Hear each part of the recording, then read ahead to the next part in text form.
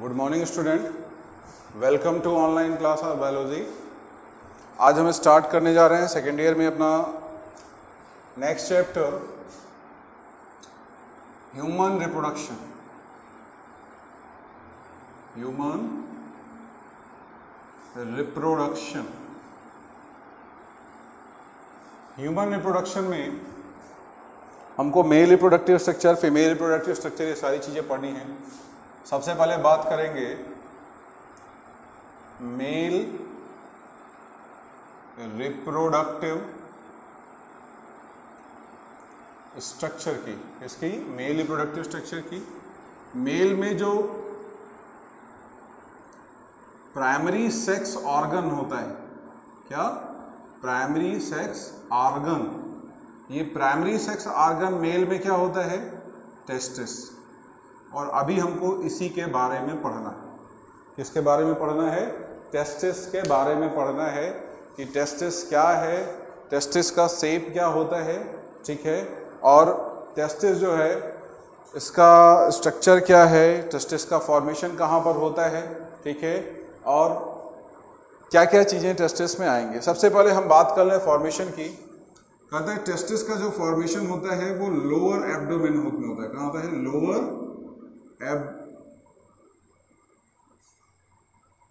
Lower abdomen of the body. हमारे body के अंदर होगा, बॉडी के बाहर नहीं होगा, ठीक है ना। ये एब्डोमेन रीजन है, ये क्या है? एब्डोमेन रीजन है। और उसमें कहाँ पर? लोअर साइड में एब्डोमेन रीजन पर टेस्टिस का फॉर्मेशन होता है।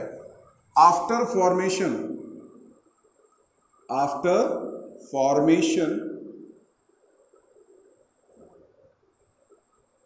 they comes out from body से कहाँ आते हैं? बाहर आ जाते हैं। into a skin pouch, skin के पच में, स्किन की थैली में। और उस थैली का नाम क्या है? स्क्रोटम। उसको क्या बोलते हैं? स्क्रोटम बोलते हैं। मतलब फॉर्मेशन टेस्टिस का स्क्रोटम में नहीं होता। टेस्टिस का फॉर्मेशन कहाँ पर होगा? तो बोलोगे lower abdomen of the body में, बॉडी के लोअर एब्डोमेन रीजन में। और फॉर्मेशन के बाद ये बॉडी से बाहर आ जाता है कहाँ पर? स्क्रोटम में। ये क्या है? स्किन का एक पच है। दूसरी चीज कहता है बाहर क्यों आता है? Because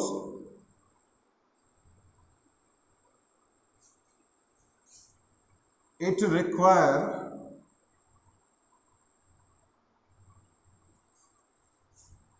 lower temperature. इसको क्या चाहिए? लोअर टेम्परेचर चाहिए than the body temperature. Body temperature से कम टेम्परेचर चाहिए। और भी कितना? लगभग 2 से 2.5 डिग्री सेल्सियस बॉडी टेम्परेचर से क्या चाहिए? कम टेम्परेचर चाहिए। क्यों चाहिए? For the formation and storage of sperm, ताकि वो स्पर्म का फॉर्मेशन कर सके और इसका क्या कर सके? स्टोरेज कर सके। ये तो केवल फॉर्मेशन की हमने बात की कि टेस्टिस का जो फॉर्मेशन होता है, टेस्टिस का फॉर्मेशन हमारा लोअर एब्डोमेन सेगमेंट में होता है और बॉडी के अंदर इसका फॉर्मेशन होता है। और कहता है जब बॉडी के अंदर ये फॉर्म हो जाता है तो फॉर्म होने के बाद ये बॉडी से बाहर एक स्किन के पच में आ जाता है, जिसको हम क्या बोलते हैं? स्क्रोटम बोलते हैं। और स्क्रोटम में आने के बाद ये यहाँ पर स्पर्म का फॉर्मेशन करता है और इसको स्टोर करता है। और स्क्रोटम में ये आता इस वजह से है क्योंकि इसको बॉडी टेम्परेचर से लगभग 2 से 2.5 डिग्री टेम्परेचर क्या चाहिए? कम चाहिए, ठीक है। इसके बाद हम बात करेंगे covering of testis.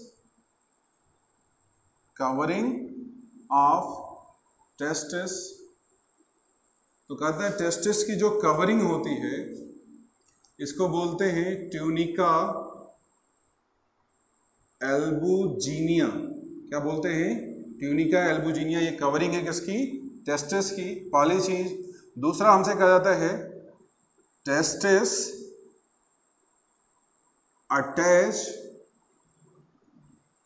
to the scrotum, testis क्या होता है, स्क्रोटम से जुड़ा हुआ होता है, और जो स्ट्रक्चर इसको स्क्रोटम से जोड़ता है उसको बोलते हैं गुबर्नेकुलम। क्या बोलोगे, गुबर्नेकुलम। ये एक ऐसा स्ट्रक्चर है जो टेस्टिस को क्या करता है, स्क्रोटम से जोड़ता है। नेक्स्ट हम बात करेंगे इसी में तीसरा, लेंथ ऑफ टेस्टिस, टेस्टिस के लेंथ की, तो बोलता है 4 to 5 सेंटीमीटर। विथ की अगर बात की जाए तो कहता है टेस्टिस का जो विथ होता है वो 2 to 3 सेंटीमीटर होता है, 2 से 3 सेंटीमीटर मोटा और 4 से 5 सेंटीमीटर लंबा होता है। ठीक है, नोट कर डालिए इसको।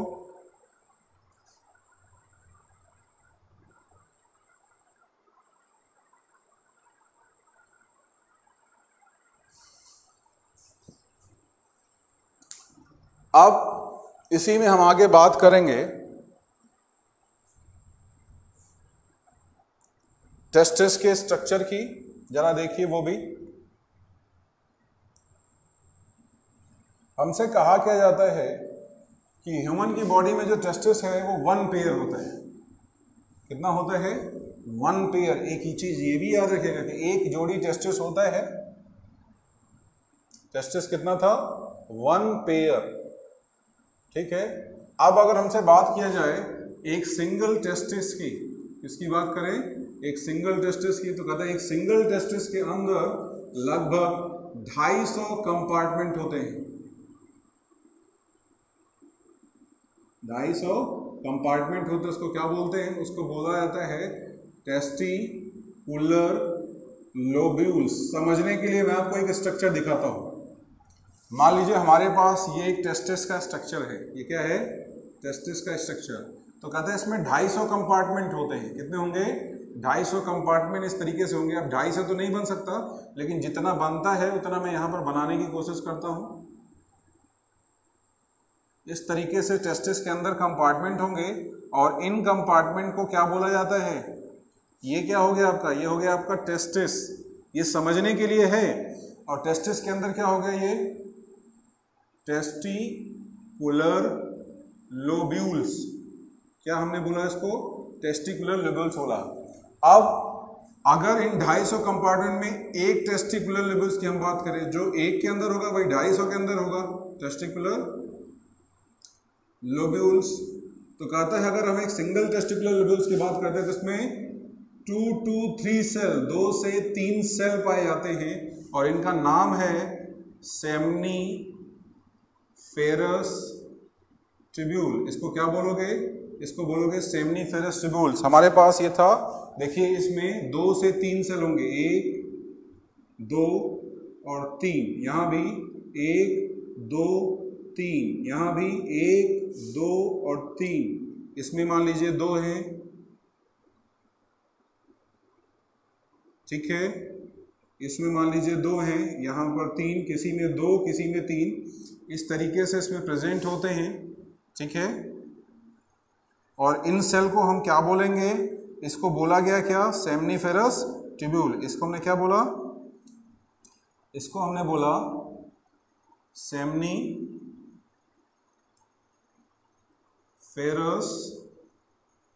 ट्यूब्यूल बोला।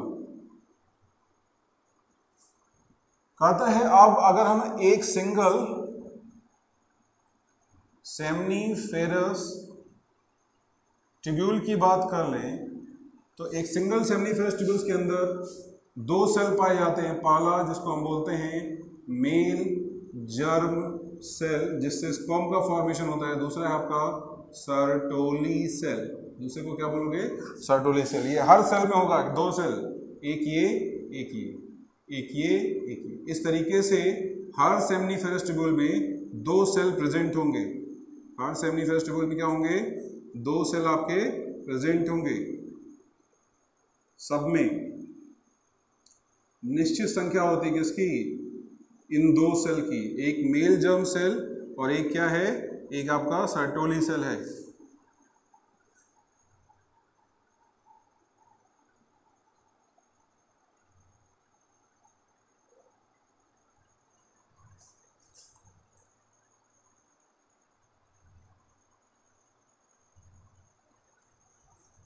एक को मैंने क्या बोला, एक को बोला मेल जर्म सेल और दूसरे को क्या बोला, सर्टोली सेल।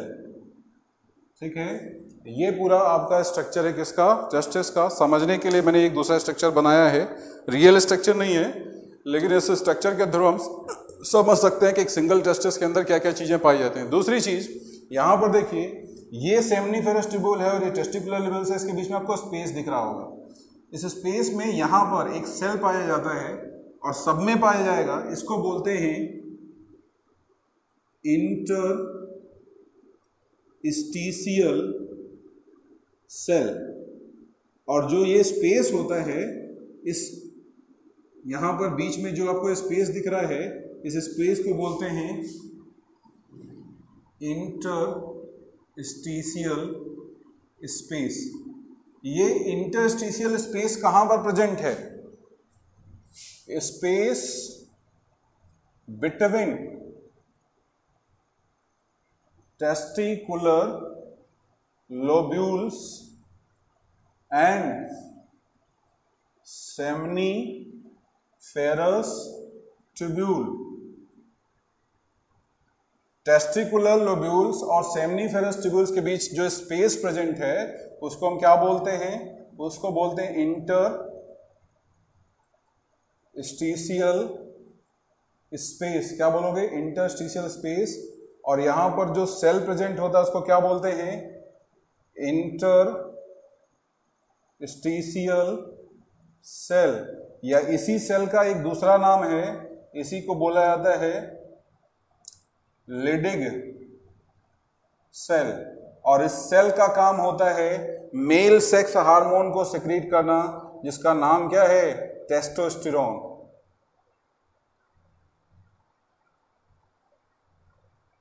क्या नाम है, टेस्टोस्टेरोन। ये पूरा का पूरा स्ट्रक्चर था टेस्टिस का, इसको नोट कर डालिए।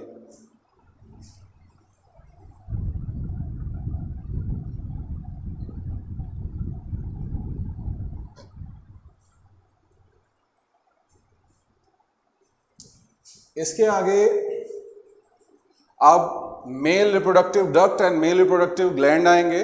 ठीक है, यहां तक इसको नोट कर लीजिएगा। और इसमें मेल जर्म सेल का काम है क्या, स्पर्म का फॉर्मेशन, और सर्टोली सेल का काम क्या है, provide nourishment to the developing sperm. ये नोट कर लीजिएगा, इतना ही रखते हैं। इसके आगे हम पढ़ेंगे मेल एसेसरी डक्ट और मेल रिप्रोडक्टिव ग्लैंड, उसको हम पढ़ेंगे नेक्स्ट वीडियो लेक्चर में। आज इतना ही रखते हैं, थैंक यू।